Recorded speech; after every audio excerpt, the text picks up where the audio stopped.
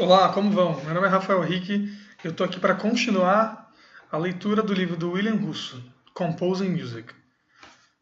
Nesse vídeo número 3, a gente parou na metade do capítulo 1, no subtítulo Melodias da escala maior de Dó. Vamos começar então.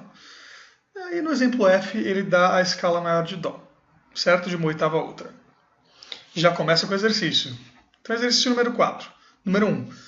Compõe uma melodia usando apenas as notas do exemplo Fá e suas oitavas. Considere a melodia como um todo ao invés de compassos independentes. Número 2. A primeira e últimas notas devem ser Dó. Certo? Aí ele escreve middle C, ou seja, o Dó do meio, Dó 3. Número 3. Use apenas estas rítmicas. E aí ele mostra aqui as rítmicas que ele quer que sejam usadas. Número 4. Ocasionalmente, repita compassos, tanto de maneira consecutiva ou compassos alternados. Aí um diferente, repete o mesmo, certo? Então você repete o 1, altera o 2. O 3 vai ser igual a 1, altera o 4. O 5 igual a 1 e o 3, certo? E aí ele fala uma dica. Hint, tá vendo? Compassos repetidos devem ser sempre escritos. Nunca abrevie compassos repetidos. Certo? Porque ele diz, because it makes them too easy to use. Então fica muito fácil para você ficar abreviando os compassos e aí não vai ser mecânico para o instrumentista executar. Ok? Então, número 5. Vá ver as regras gerais, que ele sempre fala, certo? Aí entramos no Dorian Scale, o próximo subtítulo, a escala dórica, ou modo dórico, né? Então ele mostra aqui a escala dórica de Ré. Esse é o exemplo G. Embaixo ele descreve: contém a mesma relação tonal da escala de Dó, porém é baseada em Ré. Quando usá-la para melodias sem acompanhamento, ela deve obrigatoriamente iniciar e finalizar em Ré. E deve usar o Ré com frequência, pois o ouvido deve reconhecer o tom Ré como a tônica e não o Dó. Como essas escalas são muito próximas, têm a mesma relatividade de tons e muitas notas parecidas, é fácil você tirar a tônica do Ré e jogar para o Dó. Cuidado com isso. Exercício 5. Número 1. Compõe uma melodia de 6 a 10 compassos, de novo a gente usa a palavra measure para compasso, expressando a água, um lago, uma fonte, uma cachoeira ou chuva, por exemplo. Então aqui ele já está fazendo você entrar naquela discussão que a gente teve sobre o título da obra. Como você vai expressar uma obra que tem a ver com água? Como que o ouvinte vai relacionar a sua obra com a água? Ele vai ler o título, você vai ter que transparecer a água na sua obra. Então o que é a água? Se for um lago, pode ser uma coisa fluente, o legato. Já uma chuva, ela pode ter muitos estacatos, como os pingos. É você que vai ditar isso.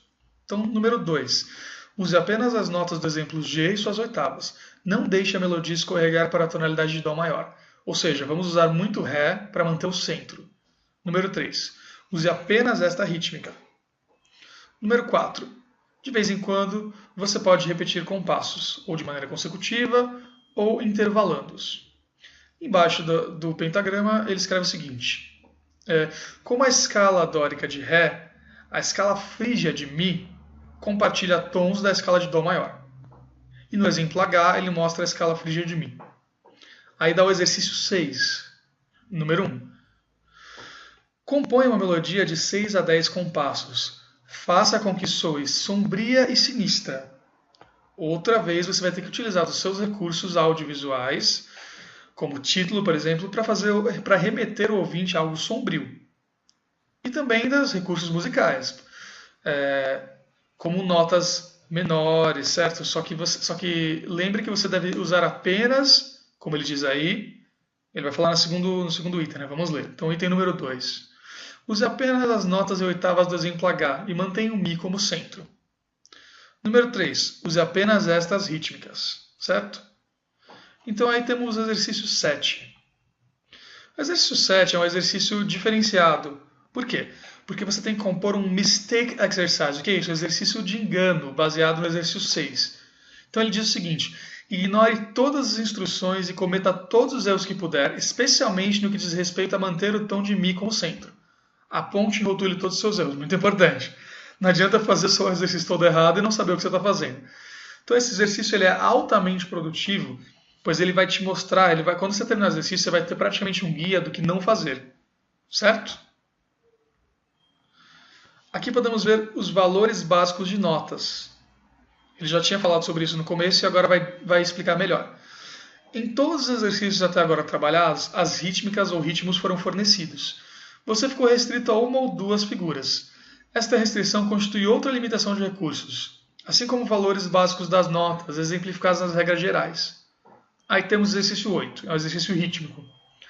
Componha uma peça de 8 a 2 compassos para um instrumento de percussão de afinação indefinida. Então você vê aqui de novo a palavra pitch. Pode ser usada como afinação nesse contexto, ok? Usando apenas os valores básicos das notas. Repita compassos ocasionalmente. E entre parênteses ele escreve: observe o uso do X como representação da clave. Já que é um exercício para instrumentos de percussão, não é necessário definir pitch ou altura. Número 2. Rítmicas como essa não são permitidas. Então ele mostra aqui uma pausa seguida de 3 colcheias e uma pausa seguida de 3 semicolcheias. Número 3. Evite colcheias ou semicolcheias seguidas por pausas, por serem de difícil execução. Certo? E aqui o exemplo 1. Antes disso, ele dá um textinho. O exemplo 1 mostra 6 violações das regras dadas no exercício 8. Tente identificar as violações antes de olhar na lista. Depois, no exemplo 1, vai ter uma listinha. Então, primeiro você bate o olho no exemplo, bate o olho nas regras do exercício 8 e tenta identificar. Uma vez feito isso, aqui vai a lista de violações. Então, violação número 1. Valores das notas não estão na lista. Número 2. Figura não permitida. Número 3. Não tem fluência entre as notas longas e as curtas. Número 4. 2 colcheias ou 4 semicolcheias seguidas de uma pausa. Número 5. Legatos não são permitidos. E número 6. Pausas em demasia.